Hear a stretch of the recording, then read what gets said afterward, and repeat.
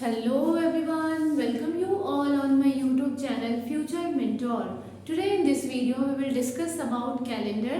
आज इस वीडियो में हम कैलेंडर से रिलेटेड क्वेश्चंस को करेंगे जिसे कि हम ट्रिक्स के साथ करेंगे। अगर आप किसी भी टीचिंग बेस्ड एग्जामिनेशन की प्रिपरेशन या फिर किसी भी कॉम्पिटिटिव एग्जामिनेशन की प्रिपरेशन कर रहे हो जहाँ रीजनिंग का पोर्शन पूछा जाता है तो वहाँ ये क्वेश्चन आपके लिए इक्वली हेल्पफुल होने वाला है। तो आइए हम देखते हैं कि कैसे कैलेंडर से रिलेटेड क्वेश्चन को हम इजीली सॉल्व कर सकते हैं।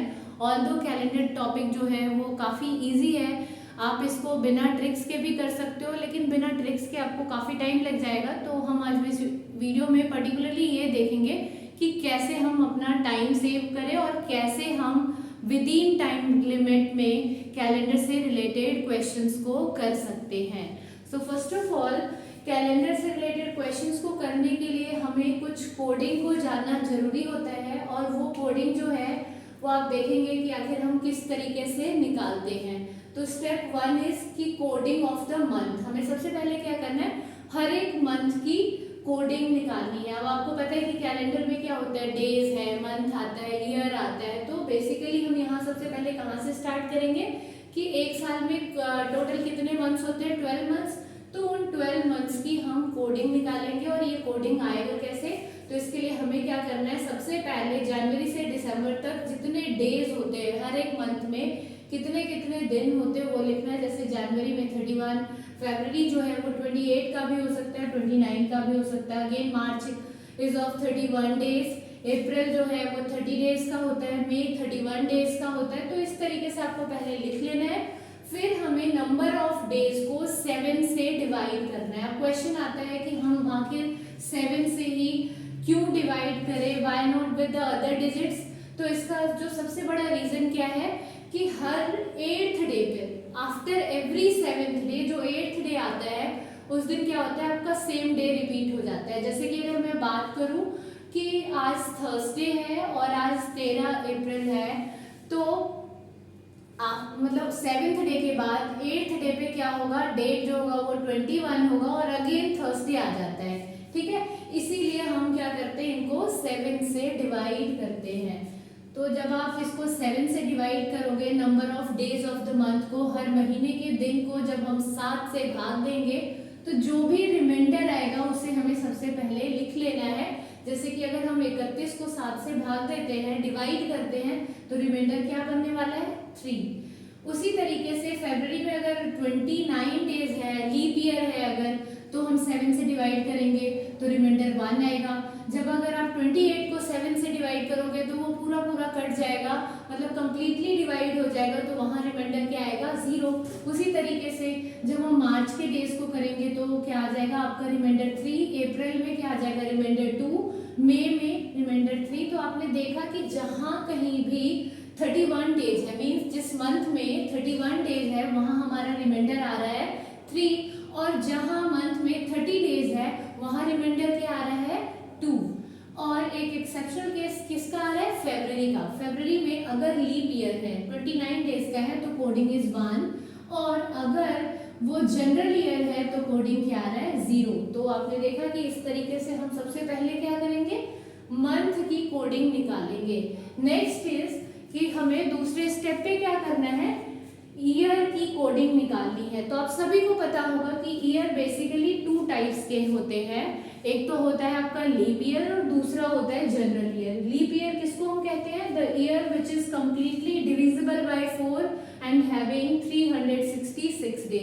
ऐसा साल जो कि 4 से पूर्णतः विभाजित हो जाता है और उसमें कुल जो दिन होते हैं वो कितने होते हैं, 366 डेज होते हैं। और वहाँ फरवरी का मंथ जो होता है वो 29 डेज का होता है। जैसे कि मैं अगर अभी बात करूँ तो 2024 जो है, आने वाला 2024 वो क्या होगा आपका, लीप ईयर। वैसे 2020 क्या था, लीप ईयर था। 2008 लीप ईयर, मतलब हर 4 साल के बाद लीप ईयर आ जाता है। और उस लीप ईयर में क्या होता है, जो डेज होते हैं, टोटल डेज जो ईयर में होते हैं वो 366 डेज होते हैं, और फरवरी का मंथ जो होता है वो 29 डेज का होता है। जनरल ईयर में क्या होगा, टोटल नंबर ऑफ डेज जो होंगे वो 365 होंगे, फरवरी का मंथ 28 डेज का होगा। ठीक है, और आपको अब देखना है कि इसकी कोडिंग, तो इसकी कोडिंग हम कैसे निकालेंगे, ठीक उसी तरीके से हमें क्या करना है, लीप ईयर के लिए 366 को 7 से डिवाइड करना है तो रिमाइंडर आएगा 2, और जब आप 365 को 7 से डिवाइड करोगे तो रिमाइंडर विल बी 1। ठीक है, तो आपने देख लिया लीप ईयर की कोडिंग क्या होती है 2 और जनरल ईयर की कोडिंग क्या होती है 1। अब आपने जो कोडिंग देखा है, यहाँ देख सकते हो राइट हैंड साइड पे जो आपने लिखा है, ये वेरी वेरी इंपॉर्टेंट है किसी भी क्वेश्चन को करने के लिए। अब हम सीधा क्वेश्चन पे आते हैं, और आज जो भी मैं आपके साथ डिस्कस कर रही हूँ, इसके बाद अगर आप कैलेंडर से रिलेटेड किसी भी क्वेश्चन को करेंगे तो आप इजीली सॉल्व कर पाओगे। ठीक है, तो हम देखते हैं कुछ क्वेश्चंस को। 2 क्वेश्चन मैंने यहाँ राइट डाउन कर रखा है, इन क्वेश्चंस को करेंगे और इसी से आपको क्लियरिटी हो जाएगी, ज्यादा क्वेश्चंस करने की हमें जरूरत नहीं है। जैसे कि फर्स्ट क्वेश्चन है, 5 जनवरी 2015 सोमवार है, तो 15 अगस्त का कौन सा दिन होगा। ठीक है, क्या दे रखा है आपको कि 5 जनवरी जो है 2015 का वो सोमवार है, तो आपसे पूछा गया 15 अगस्त कौन सा दिन होगा। अगर यहाँ साल दूसरा मेंशन होता तब तो हम ये लेंदी हो जाता है, लेकिन यहाँ आप देख रहे हो सेम ईयर का पूछा गया है कि अगर उस 2015 में 5 जनवरी सोमवार है तो 15 अगस्त क्या होगा। तो इसके लिए हम करेंगे क्या, सबसे पहले हम स्टार्ट करेंगे जनवरी से। जनवरी में 5 जनवरी तक हमें बता दिया गया है, मतलब 31 में से अपने को क्या करना होगा, 5 माइनस करना होगा, क्या आ जाएगा आपका 26। अब इस 26 को हम क्या करेंगे, 7 से डिवाइड कर देंगे जनवरी की कोडिंग निकालने के लिए, क्योंकि ये पूरा जनवरी मंथ नहीं है, अगर होता तो हम सीधा का सीधा 3 लिखते। अब हम बात करते हैं फरवरी की, तो फरवरी के लिए आपको पहले ये चेक कर लेना जरूरी है, सीधा नहीं 0 और 1 लिख दोगे। यहाँ देखोगे ये क्या है, जनरल ईयर, लीप ईयर नहीं है क्योंकि ये 4 से कम्प्लीटली डिविजिबल नहीं है। तो अगर वो जनरल ईयर है मीन्स फरवरी, उसमें कितने दिन का होगा, 28 दिन का। जब 28 दिन का होगा तो रिमाइंडर क्या होगा आपका 0, तो इसकी कोडिंग के आगे 0। फिर जब आप मार्च में आते हो कोडिंग विल बी 1। अप्रैल की कोडिंग क्या होगी, सॉरी कोडिंग 3, और अप्रैल की कोडिंग क्या होगी 2। फिर आप आओगे मई की कोडिंग क्या होगी 3, जून की कोडिंग क्या होगी आपकी 2, जुलाई की कोडिंग क्या होगी 3, और अगस्त का हमें सिर्फ कितने दिन लेने हैं, 15 अगस्त का डेट पूछा गया तो सिर्फ 15 दिन ही आएंगे। तो यहाँ क्या करना है, हमें 15/7 लिखना है। अब जब आप इसको सॉल्व करोगे, इसको 7 से भाग दोगे, डिवाइड करोगे, तो रिमाइंडर कितना आने वाला है 5। 0 की जगह 0 दोबारा लिखोगे, 3 की जगह 3, 2 की जगह 2, फिर 3 की जगह 3 और 2 की जगह 2 और 3 की जगह 3, और जब आप इसको डिवाइड करेंगे तो रिमाइंडर आ जाएगा 1। अब इसको प्लस करने मत बैठ जाना, हमें करना क्या है कि 7 का पेयर बनाना है और फिर उसको कैंसिल करते चलना है। जैसे अगर आप देखो 5 + 2 क्या हो गया 7, तो इसे कैंसिल कर देना है। फिर 3 + 3 6 और +1 क्या हो गया 7, तो इन तीनों को हम कैंसिल कर सकते हैं। तो अब बच क्या गया आपके पास 3 + 2, 3 + 2 which is equals to what 5। 5 का मतलब क्या है कि जो भी दिन दिया गया है आपको, पहले क्या दिया गया था सोमवार, जिसको क्या हम कहते हैं मंडे, हमें सोमवार में क्या ऐड करना है 5। तो सोमवार से 5 आगे जाओगे, सोमवार के बाद क्या आता है मंगलवार, फिर एक आगे जाओगे बुधवार, फिर बृहस्पतिवार, फिर शुक्रवार और फिर शनिवार। 5वें दिन आपका क्या आ जाएगा, 5 दिन और आगे जब आप जा रहे हो तो आपका क्या आएगा शनिवार। तो इसका आंसर क्या हो जाएगा शनिवार, सैटरडे।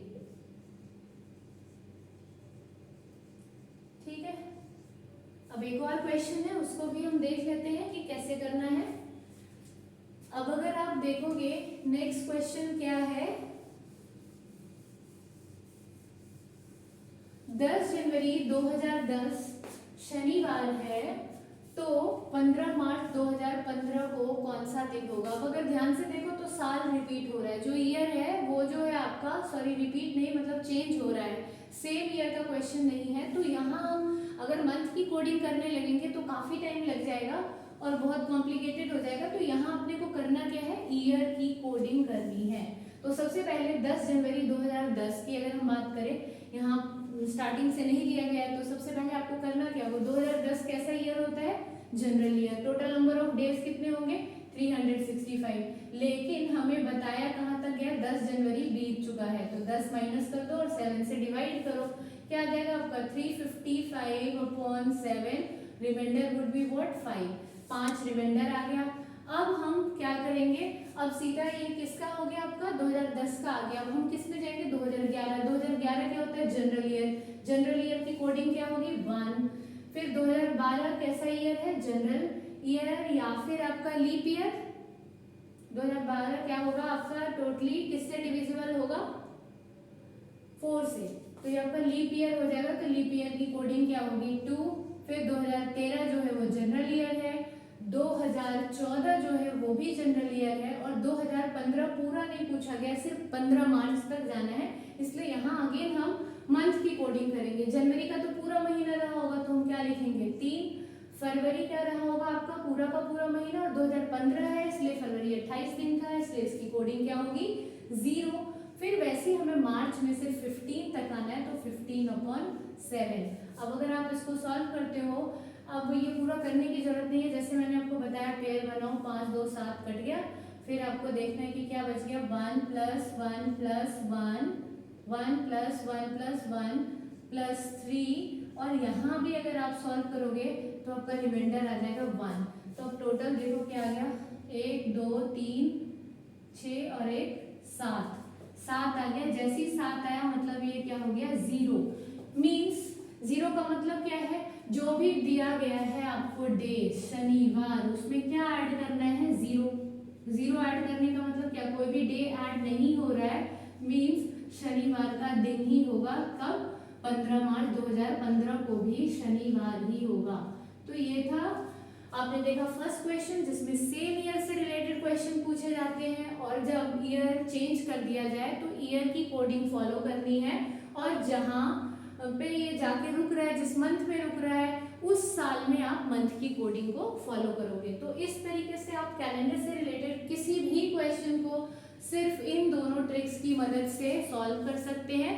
तो आई होप सो आप सभी को ये वीडियो पसंद आया होगा। अगर वीडियो पसंद आया है तो प्लीज़ वीडियो को लाइक करें एंड चैनल को सब्सक्राइब करें, और ज़्यादा से ज़्यादा लोगों के साथ वीडियो को शेयर करें, सो डेट मैक्सिमम लोगों को इस वीडियो के थ्रू बेनिफिट मिल पाए। Thanks for watching this video. Thank you all.